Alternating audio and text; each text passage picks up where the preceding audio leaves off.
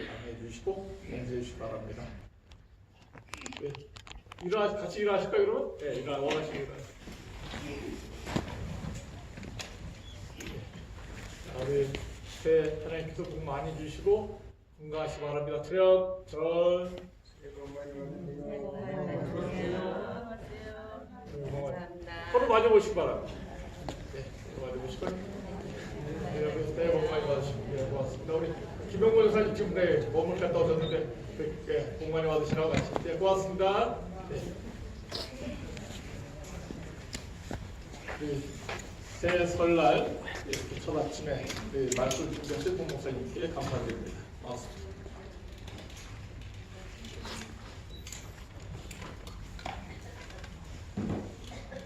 혹시 못 받으신 분? 홍장을 받으셨나? 네.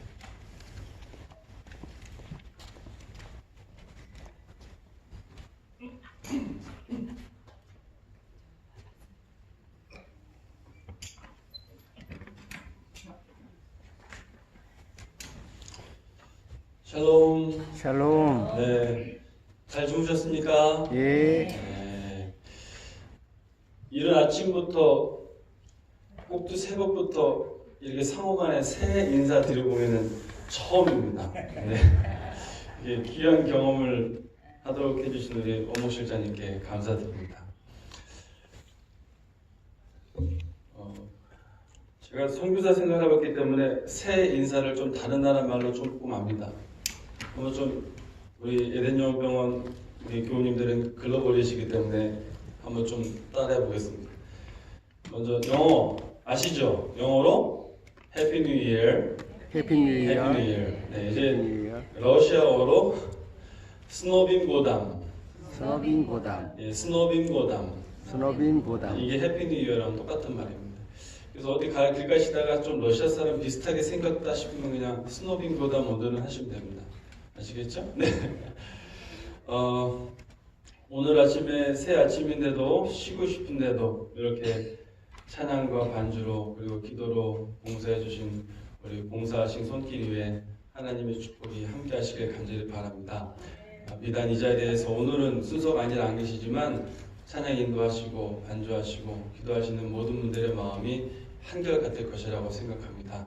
이렇게 봉사하는 손길 위에 하나님의 축복이 함께 하실 것입니다. 그리고 이 새해에 여러분들에게도 또 저에게도 하나님의 축복이 풍성하게 임하게 되기를 간절히 구합니다. 자, 이 말씀 저한부터 한번 읽어보시고 오늘 말씀을 살펴보도록 하겠습니다. 새벽에 도우시는 하나님을 찬양합니다. 함께 읽겠습니다. 시작. 하나님이 그 성중에 거하심에 성이 요동치 아니할 것이라. 새벽에 하나님이 도우시리로다. 이 새벽에 또 도우심을 구해서 오신 여러분들에게 하나님의 도우심이 함께 하시길 간절히 소원합니다. 아멘. 제가 어제 아침에는 은밀한 감시자라는 제목으로 우리를 은밀히 감시하시고 감찰해 주시는 예수님에 대해서 살펴보았습니다. 예수님께서는 우리가 의를 행하는 것과 구제를 행하는 것이 오른손이 하는 것이 왼손이 모를 정도로 남들에게 보이지 않도록 하기를 주의하시며 각별히 경계하라고 말씀하셨어요. 그 이유는 예수님께서 지켜보시고 다 갚아주실 것이기 때문입니다. 혹시라도 이 아침에 내가 봉사한 것이, 내가 헌신한 것이, 내가 교회를 위해서 희생한 것이, 내가 행한 의가 어떤 보답이나 감사나 인정을 받지 못하였다 할지라도 우리를 은밀히 지켜보시는 예수님이 계심에 인해서 감사하시게 되길 바랍니다. 아멘. 우리 모든 수고와 아픔을 예수님께서 하시고 다 갚아주실 것입니다. 갚아주시는 그 은혜 2019년에도 여러분과 함께 하시길 간절히 바랍니다. 아멘. 오늘은 예수 때문에 넘어지지 않기라는 말씀으로 은혜를 나누고자 합니다. 예수 때문에 넘어지지 않기를 다른 말로 하면 어떻게 할 수 있을까요? 예수 때문에 일어서기. 오늘 이 말씀을 통해서 우리 모두가 예수 때문에 힘차게 일어나시게 되길 간절히 바랍니다. 아멘. 마태복음 11장 2절로 6절에 있는 말씀입니다. 제가 읽겠습니다. 마지막에 빨간 글씨만 저와 함께 큰 소리로 읽어주시면 대단히 감사하겠습니다. 요한이 옥에서 그리스도의 하신 일을 듣고 제자들을 보내어 예수께 여짜오되 오실 그이가 당신이오니이까 우리가 다른 이를 기다리오리이까.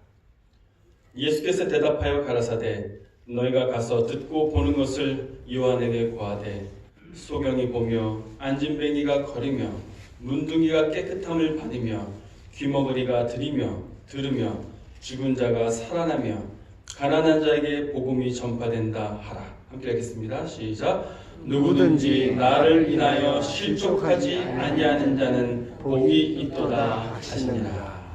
아멘. 오늘 말씀은 여러분께서 잘 아시다시피 사도 요한에 관한 이야기, 침례 요한에 관한 이야기입니다. 침례 요한이 예수님의 길을 준비하며 열심히 복음을 전파했습니다. 그 전파한 결과로 침례 요한은 감옥에 갇히게 되지요. 감옥에 갇힌 요한을 사단은 그냥 두지 않습니다. 아무것도 할 수 없고 그가 지금까지 행했던 복음 전파함과 그가 지금까지 온 몸과 인생을 바쳐서 했던 예수님 그리스도에 대한 희생, 그런 희생에 아무런 보답을 받지 못하는 것 같은 이런 상황에서, 아무것도 할 수 없는 이런 상황에서, 아무런 희망도 없는 이런 상황에서 사탄은 요한의 제자들을 통해 그를 시험합니다. 그의 마음속에 의심을 심어놓습니다. 그 상황에 아무런 희망이 없는 것처럼 보이자 그는 제자들을 예수께로 보입니다. 그럼 그대들이 예수께로 가서 한번 물어보시오. 오실 그이가 당신입니까? 라고 물어보시오. 그런 질문을 가지고 제자들이 예수께로 갔습니다. 그 제자들이 예수께 오실 그이가 당신입니까? 정말 메시아가 당신입니까? 당신인지 아닌지 확실하게 말씀해 주십시오. 당신인지 아닌지 우리들에게 표징을 보여주십시오. 그동안 그렇게 많은 표징을 보여주셨음에도 불구하고 요한의 제자들은 다시 한번 예수님이 갔습니다. 그가 당신입니까? 아니면 아니라고 좀 말씀해 주십시오. 왜 당신이 메시아인데 요한이 지금 저렇게 감옥에 갇혔습니까? 저기서 나와야 되는 거 아닙니까? 당신만을 위해서 저렇게 복음을 열심히 선포하고 봉사하고 희생했는데 왜 감옥에 갇혀 있습니까? 나와야 하는 것 아닙니까? 정말 당신이 메시아라면 말씀해 주십시오. 그렇지 않으면 우리가 다른 이에게도 가겠습니다. 이것을 보고 예수님께서 여러 가지 말씀을 하십니다. 가난한 자에게 복음이 전파된다 하라. 누구든지 나를 인하여 실족하지 아니하는 자는 복이 있도다 하셨습니다. 예수님께서는 침례 요한에게 또한 그의 제자들에게 누구든지 나를 인하여 실족하지 않는 자는 복이 있도다 라고 말씀하셨습니다. 어떻게 보면 요한과 저는, 요한과 우리는 같은 상황인 것 같습니다. 요한이 감옥에서 아무것도 할 수 없는 것처럼 저희도, 여러분과 저도 이 상황에서 아무것도 할 수 없는 것이 참으로 많습니다. 내 사랑하는 가족을 하나님께 인도하고 싶은데 아무것도 할 수 없습니다. 내 이 병든 몸에서 해방되고 싶은데 아무것도 할 수 없습니다. 내 가족에게 여러 가지 문제가 있어서 해결하고 싶은데 아무것도 할 수 없습니다. 내가 평생 예수님을 믿어왔는데 이런 모든 것들이 아무런 해결의 실마리가 보이지 않습니다. 요한과 같이 우리도 실족할 위기에 처해 있는 것입니다. 그러나 예수님께서는 말씀하십니다. 누구든지 나를 인하여 실족하지 아니하는 자는 복이 있도다 라고 말입니다. 성경에는 이런 실족해함에 대한 이야기가 참 많이 나와 있습니다. 여러분과 몇 가지 살펴보도록 하겠습니다. 마태복음 5장 29절에는 오른손이 너로 하여금 실족해 하거든. 실족해 한다는 건 넘어지거나 걸린다는 거 말합니다. 오른손이 너로 하여금 실족해 하거든 잘라버리라. 죄악을 향한 강력한 의지의 결단을 요구하는 것입니다. 요한복음 1장 11절에서는 예수 그리스도가 자기 백성에게는 걸림이 되어서 그들이 영접하지 않았습니다. 이사야서 8장 14절과 15절에는 예수 그리스도를 걸려 넘어지는 반석이라고 말하고 있습니다. 말씀으로 인해서 넘어집니다. 말씀 때문에 양의 떼가 흩어집니다. 많은 사람들이 예수를 목수의 아들이라고 하면서 배척했습니다.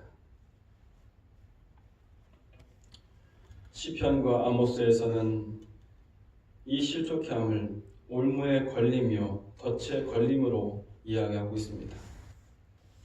그리고 출애굽기 10장 7절에는 애굽이 망한 원인, 바로에게 종들이 와서 말합니다. 애굽이 왜 망했는지 모르겠습니까? 애굽이 망한 원인은 하나님의 말씀을 거역했기 때문입니다.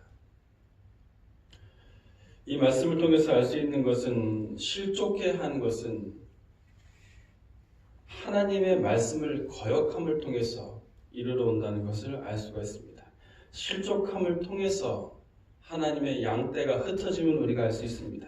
실족함을 통해서 예수 그리스도를 배척하게 됨을 알게 됩니다. 실족함을 통해서 예수 그리스도의 말씀이 우리들의 삶 속에 부딪힘이 되고 거침이 된다고 이야기하고 있습니다. 어제 말씀에 예수 그리스도의 십자가가 믿지 아니하는 자에게는 거리끼는 것이요 미련한 것이 된다고 말씀한 것처럼 실족하는 자들에게는, 하나님의 말씀을 따르지 않는 자들에게는 예수 그리스도가 걸리고 넘어지는 거추장스러운 돌이 되는 것입니다. 이 말씀을 함께 보시면 이해에 도움이 될 것 같아서 몇 성경절을 찾아보았습니다. 만군의 여호와 그를 너희가 거룩하다 하고 그로 너희의 두려워하며 놀랄 자를 삼으라. 그가 거룩한 피할 것이 되시리라. 그러나 이스라엘의 두 집에는 거치는 돌, 걸리는 반석이 되실 것이며 예루살렘 거민에게는 함정 올무가 되시리니 많은 사람들이 그로 인하여 거칠 것이며 넘어질 것이며 부러질 것이며 걸릴 것이며 잡힐 것이니라. 네, 세상에 하나님을 모르는 사람들에게가 아니고 이스라엘의 두 집, 남방 유다와 북방 이스라엘을 말하는 것이겠죠. 하나님께서 선택하신 친백성에게 예수님이 거치는 돌과 반석이 된다고 합니다. 함정과 올무가 되고 예수 때문에 넘어지고 부러질 것이라고 이야기합니다. 어찌 그러하뇨? 이는 저희가 믿음에 의지하지 않고 행위에 의지함이니라. 말씀에 의지하지 않고 자기의 생각과 판단과 세상의 지식에 의지하는 자는 실족하게 됩니다. 성경에 이해가는 이야기가 참 많이 나와 있습니다. 그 중에 한 가지 이야기가 바로 출애굽 때 가나안에 이른 12 정탐꾼의 이야기입니다.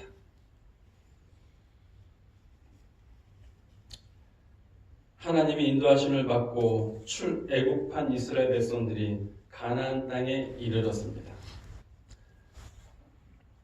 가나안 땅에 이르자 모세와 지도자들이 협의하여서 가나안 땅을 정탐하고자 서로 동의하죠. 그래서 각 족속에서 택한 훌륭한 지도자 12사람을 가나안 땅을 정탐하도록 파송합니다. 정탐하도록 파송한 이유는 우리가 그들을 공격할 때 어떤 지역으로 어떤 경로를 통해서 공격할 것인지를 살펴보고 또 그 땅에 어떤 사람이 어디에 거주하고 있으며 그 땅의 상태가 어떤지를 확인하는 것이었습니다. 그래서 12 정탐꾼은 그 땅이 참 넓었나 봐요. 그 가나안 땅을 40일 동안 정탐을 합니다. 40일 동안 정탐을 한 정탐꾼들이 돌아왔어요. 그리고 많은 백성들에게 이거 보십시오. 저희가 40일 동안 가나안을 정탐한 결과물이 이것입니다. 라고 하면서 가나안에서 가지고 온 풍성하고 크고 지금 사진을 보시기만 해도 엄청나게 풍성한 그런 과실들을 가지고 옵니다. 가나안 땅이 이런 곳입니다. 라고 사람들이 깜짝 놀랐어요. 야, 역시 가나안은 하나님께서 우리를 위해 준비하신 땅이구나. 거기는 정말로 젖과 꿀이 흐르는 땅이구나. 하나님께서 우리를 위해서 축복의 땅을 준비해 주셨구나 라고 생각했어요. 그 생각을 하자 정탐을 한 사람 중에 10사람들이 이야기합니다. 하지만 그 땅에 있는 족속들은 거인과 같습니다. 너무나 큽니다.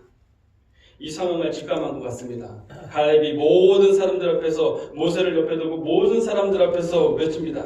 자, 우리가 이 땅을 취합시다. 이 땅은 하나님께서 우리들에게 주신 땅입니다. 어서 올라가서 이 땅을 취합시다. 갈렙이 사람들에게 이야기합니다. 이런 좋지 않은 가마가 퍼지지 않도록 사람들에게 갈렙이 이야기합니다. 이 땅은 하나님께서 우리들에게 주신 축복의 땅입니다. 이 과실들을 보십시오. 하나님께서 우리들을 위해서 젖과 꿀이 흐르는 땅을 마련해 놓으셨습니다. 올라가서 취하십시다. 그런데 다른 10명의 정탐꾼들의 힘이 컸습니다. 그들이 이야기합니다. 그들은 너무나 크고 장대해서 우리들은 그들 앞에 메뚜기와 같습니다. 우리가 그들 앞에 메뚜기와 같은데 어떻게 그들을 취하겠습니까? 마치 큰 어른이 골리앗과 다윗과 같은 싸움인데 큰 어른이 한 작은 어린이와 싸우는 것보다 훨씬 불리한데 우리가 어떻게 그들을 이기겠습니까?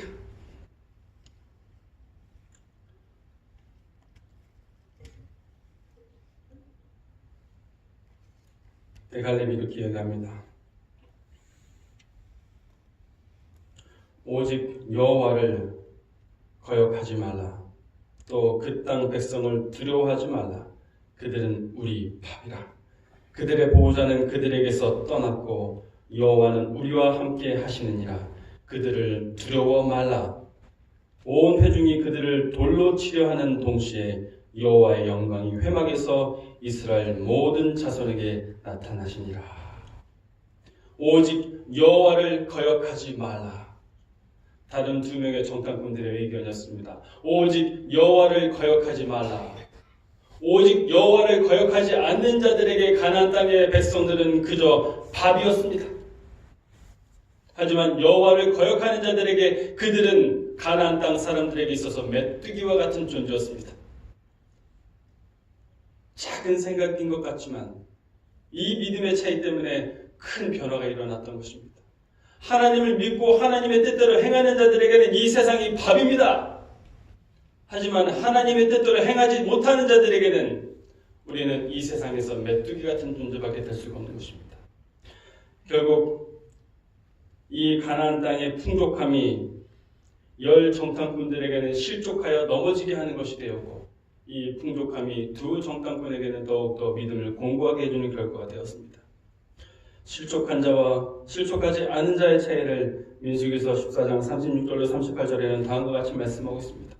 모세의 보냄을 받고 땅을 탐지하고 돌아와서 그 땅을 악평하여 온 회중으로 모세를 원망케 한 사람 곧 그 땅에 대하여 악평한 자들은 여호와 앞에서 재앙으로 죽었고 그 땅을 탐지하러 갔던 사람들 중에 오직 눈의 아들 여호수아와 여분네의 아들 갈렙은 생존하니라. 아멘.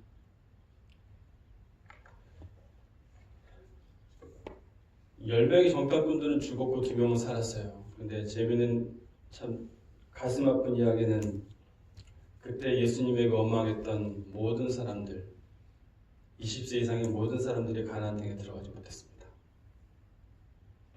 40일 동안 정탐한 결과를 믿지 않았기 때문에 하루를 1년으로 쳐서 40년 동안 그들은 광야에서 왔지만 다시 광야로 돌아갔습니다.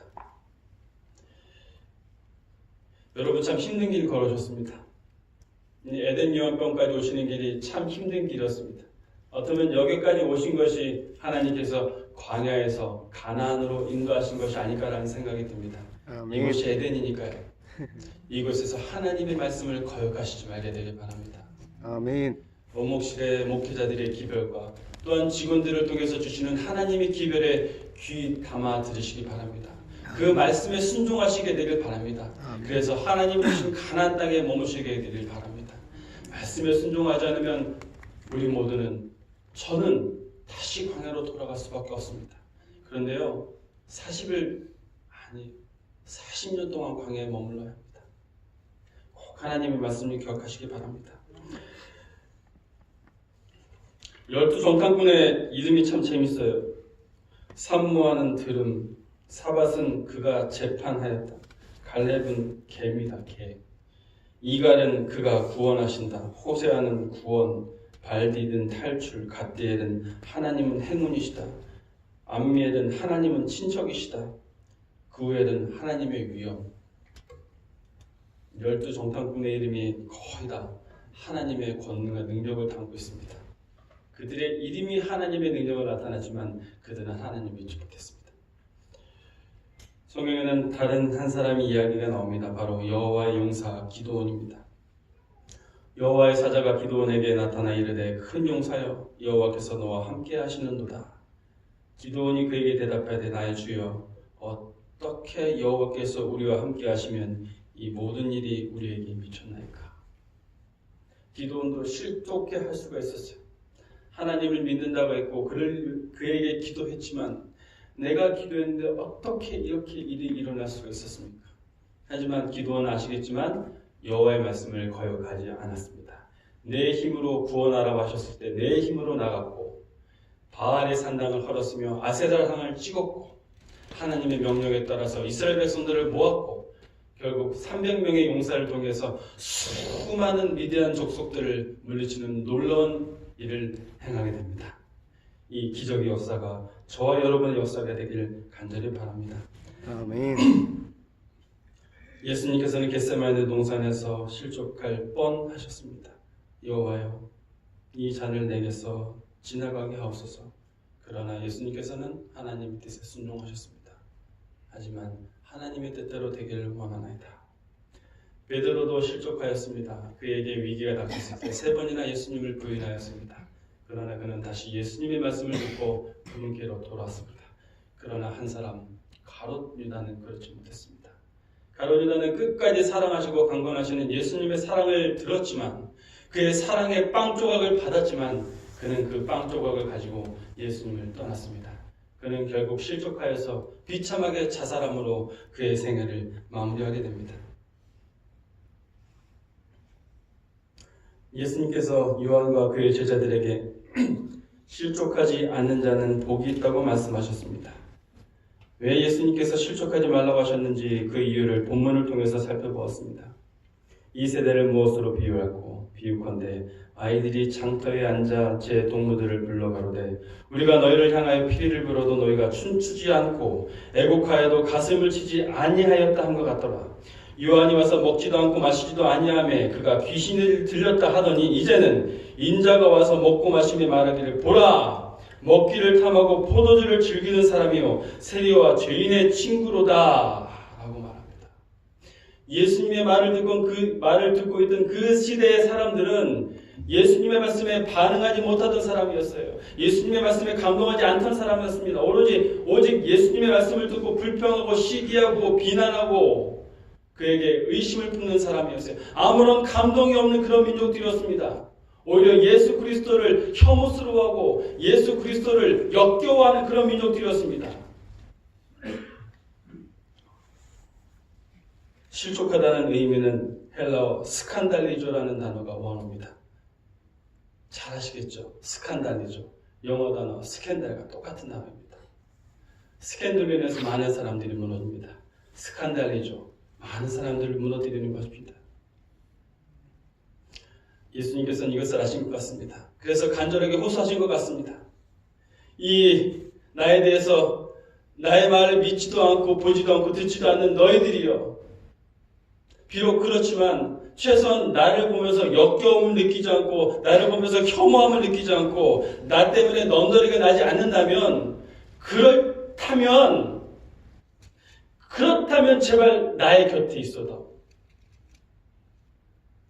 나한테 정말 구역질나는 냄새가 나지 않고 내가 혐오스럽지 않으면 내게 바라볼 게 없을지라도 내 곁에 머물러 다오라고 예수님께서 외치시는 것입니다.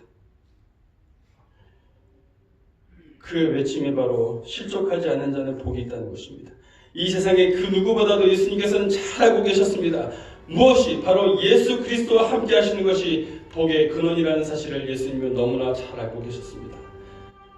그렇기 때문에 예수님께서는 이 땅에 오실 때 그분을 임마누엘이라고 말씀하셨습니다. 하나님께서 우리와 함께 하십니다. 우리가 하나님께 가까이 함이 복인 것입니다. 아멘. 이 새 아침 여러분 저와 함께 하나님과 함께 하시게 되기를 간절히 구합니다. 아멘. 하나님과 예수님과 함께 하심으로 그 말씀에 순종하시고 그 말씀의 능력을 거역하지 말게 되길 바랍니다. 오늘 이 아침에 예수님께서 저와 여러분들에게 다시 한번 호소하고 계십니다. 나를 인해서 실족하지 않는 자는 복이 있도다. 예수로 인해서 넘어지지 않고 예수로 인해서 더욱더 일어서시고 굳게 서시는 저와 여러분이 되길 간절히 바라며 말씀을 드리도록 하겠습니다.